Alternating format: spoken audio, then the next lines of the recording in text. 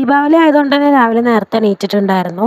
ഒന്ന് പരീക്ഷിച്ച് നോക്കിയാലോ എന്ന് വിചാരിച്ച് തുടങ്ങിയ പരിപാടിയാട്ടോ. ഈ പരിപാടി ഫോണിൽ നോക്കിയിട്ടാണ് ഇട്ടിട്ടുണ്ടായിരുന്നത്. മേമ്മയുടെ മോൻ സഹായിക്കുന്നുണ്ടായിരുന്നു. അങ്ങനെ പരീക്ഷണം വിജയിച്ചു തന്നെ പറയാട്ടോ. എങ്ങനെയുണ്ട് നിങ്ങൾ പറയ്?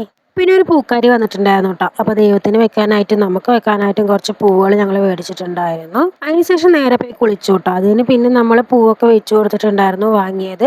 പിന്നെ നല്ലോണം അങ്ങോട്ട് പ്രാർത്ഥിച്ചിട്ടുണ്ടായിരുന്നു കേട്ടോ. മേമ്മയുടെ മോൾ അപ്പോഴേക്കും കുളിച്ച് വന്നിട്ടുണ്ടായിരുന്നു കേട്ടോ. അപ്പോൾ ഞങ്ങൾ രണ്ടുപേരും കൂടി ഇന്നിട്ട് പ്രാർത്ഥിക്കുകയായിരുന്നു.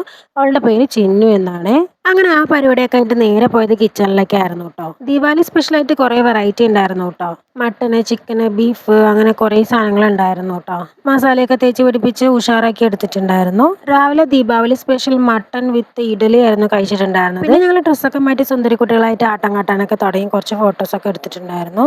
ഉച്ചയ്ക്ക് ചിക്കൻ ഫ്രൈ, ബീഫ് അങ്ങനത്തെ കാര്യങ്ങളൊക്കെ ഉണ്ടായിരുന്നു കേട്ടോ. സ്വീറ്റ്സ് ഒക്കെ തിന്ന് കഞ്ചാവടച്ച കോഴിനെ പോലെ. അന്നേരമായപ്പോൾ ഒരേ പടക്കം പൊട്ടിക്കൽ കേട്ടോ. അവിടെ മോനാണെങ്കിൽ സീനായിട്ട് ഫുള്ള് പൊട്ടിക്കുന്നുണ്ടായിരുന്നു. ഞാൻ എനിക്ക് പറ്റുന്ന പോലെയൊക്കെ ഞാൻ പൊട്ടിച്ച് അങ്ങനെ 3000 റുപ്യന്റെ പണക്കഥ 2 മണിക്കൂർ കൊണ്ട് ഗുദാ ഹവയായി കഴിഞ്ഞിട്ടോ. പറഞ്ഞെന്താന്ന് വെച്ചാൽ അവള് ജോലി മുടിഞ്ചിച്ച്. അപ്പോൾ എല്ലാവർക്കും എന്നോട് ഹാപ്പി ദീപാവലി. നെക്സ്റ്റ് വീഡിയോയിൽ பார்க்கலாம்.